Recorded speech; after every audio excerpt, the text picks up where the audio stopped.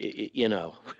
And by the way, it's 9:28. Welcome back, and welcome back to three-star Lieutenant General, United States Air Force. I forgot to mention that last time he was on.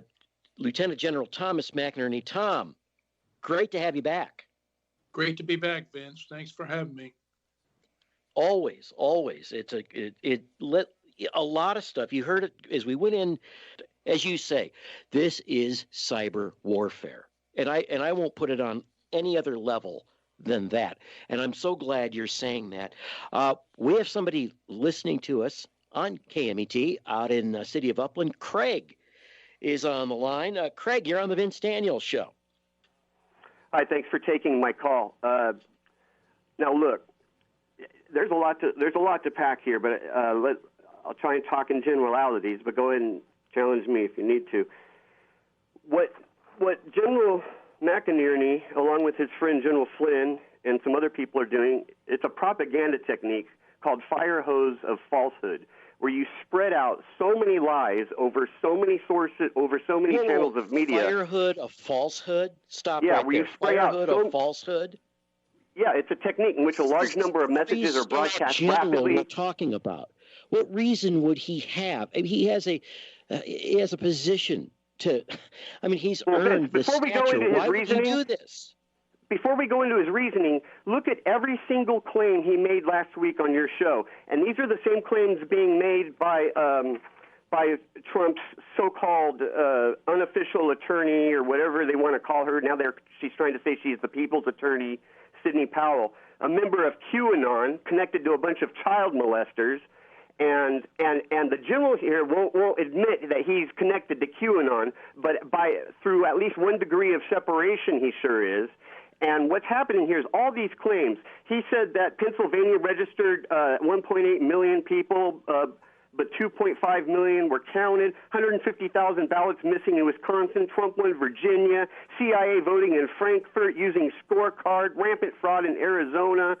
These are all lies. And not only have they been debunked by me alone, which would not mean anything because that's just me, they've been debunked by judges, Republican secretaries of state, Republican elections officials. What is happening now is evil. This is an attempt to overturn a legitimate election. And by the way, I'm no Democrat, and I hate Joe Biden. Joe Biden supported the evil Iraq war, right along with General McInerney, a war based on lies. And what this is anti-American. General McInerney, what he is doing is pure evil. It is evil. You just he is an enemy against the United States of America. Let's let the general defend himself. Well, first of all, I don't know who this chap is, but did you ever swear to uphold the Constitution against all enemies, foreign and domestic? You did. You took that oath, and you are violating that oath right now by wanting martial law for partisan political reasons. Look, loudmouth, give me an answer, yes or no. I'm not in the military, sir, and I thank you for your service when you were in service because apparently you were a very good serviceman. Well, you were a very good general. But after you retired, you became some sort of propaganda spreader. You said that you believed in the Obama birth certificate. You believed in the Seth Rich conspiracy. You believe in every single one of these wacko conspiracy theories that are all been disproven. Are you doing this for some sort of power? You and General Seth Flynn Rich ended up dead. How do you suppose that happened, Kraig? When you say that, what do you mean, Vince? Well, we all know Seth Rich isn't around anymore. I mean, why do you think that happened to him? I mean, why are you saying that that's a whacked out conspiracy? Because it's been debunked since then. Now, I even actually fell for that. I thought it was real when I first read about it. All these articles, and you posted them on my Facebook page, and I went and I took the time to download these and look at quite a few of them, and the way these things are written. If this is what you're getting your information from, Kraig.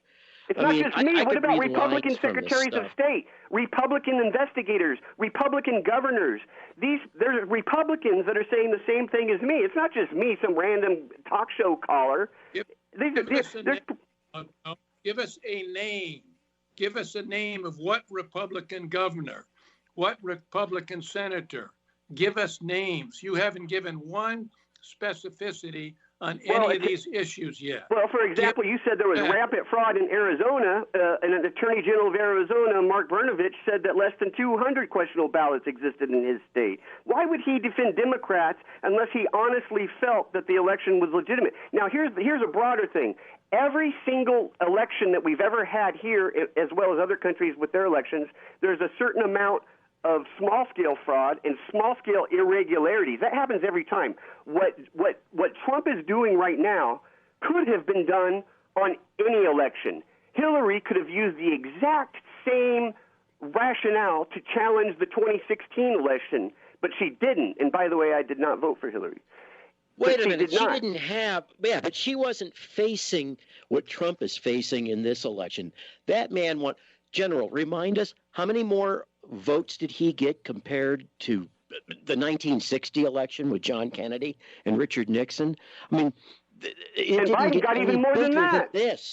And Biden got even more than that. Now, the fact that he ran through a list of lies in the last show, that's the fire hose of falsehoods. He wants to confuse and obfuscate people because he knows that Trump loyalists are almost cult-like in their devotion. Come on. Please answer this, General. Vince, can you let Loudmouth blank him out for a little bit? First of all, of the 8 states that the votes were questioned, normally the voting in the United States is somewhere 50 to 55%. Eligible voters vote. In 7 of the 8 states contested were over 100%, which has never happened before in our history. 1 in Georgia was 96%. And then when you look at the number of votes in the battle weather state areas, 18 of 19 were won by Trump. Even with all the fraudulent back, 27 of the Republican toss-up members in the House all won, and it's almost up to 15 now additional. So the facts are that this Biden got more votes, 10 million more votes than Obama. Are you kidding me? That can't even. Kraig, you really think that's possible?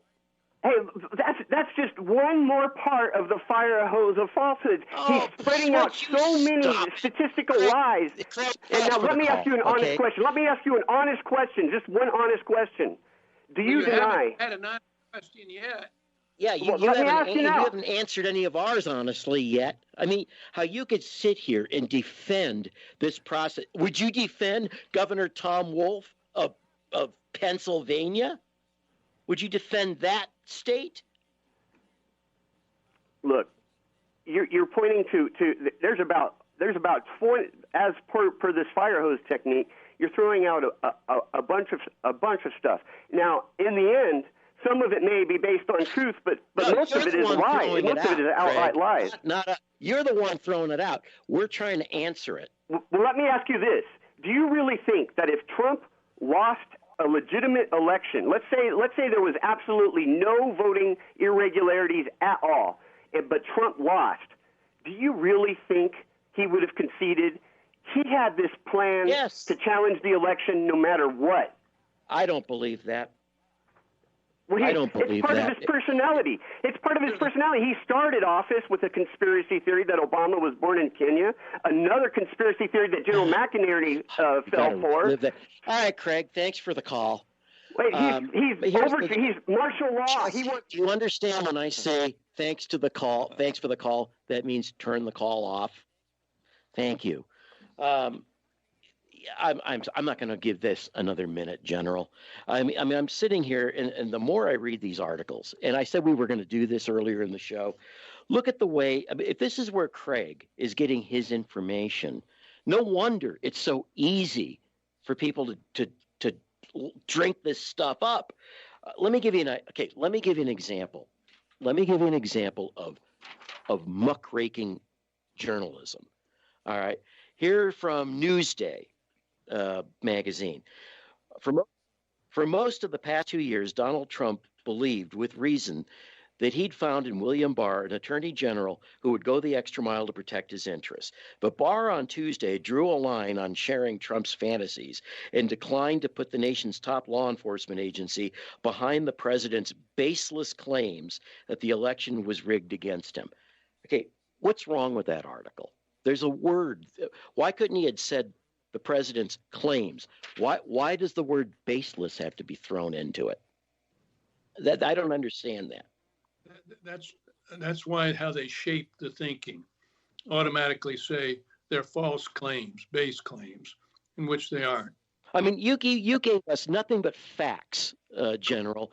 Here I'm reading here. Look at this from radio.com. Boy, I'm glad they weighed in on this. Jack Murphy. This is from. Go ahead. Oh, I'm sorry. It says right here.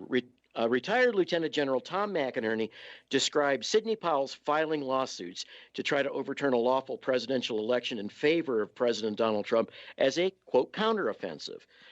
You go on to quote here.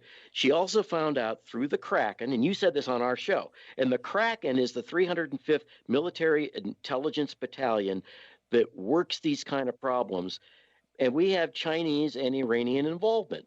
McInerney falsely said of the election without citing any evidence during a recent podcast interview. It assumes that you falsely said those things. You said those things, even here on our air. I said the 305th Military Intelligence Battalion said it. Yes, exactly. Sidney Powell quoted the 305th. Right. And so get the. Lower that music a little bit here, Jesse, so that I could, first of all, thank our guests for being on with us here today. Boy, we did not have enough time today. But we'll have to do this. We're going to have you back in the new year. Yes. And I want to wish you a Merry Christmas, by the way. Thank you very much, Vince, and all your viewers. Wish them a Merry Christmas. God bless them.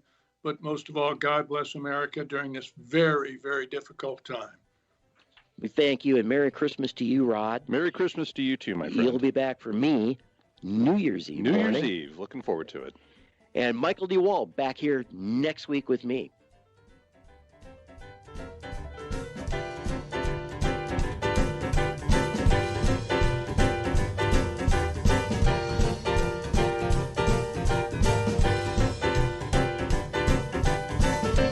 The proceeding was a paid program. Views and claims expressed were those of the program producer and were not endorsed by this station. Opinions expressed were not necessarily those of KMET, its management, employees, or affiliates. And join us again next Thursday morning at 9 Pacific. This is Deb Reeves speaking for The Vince Daniels Show.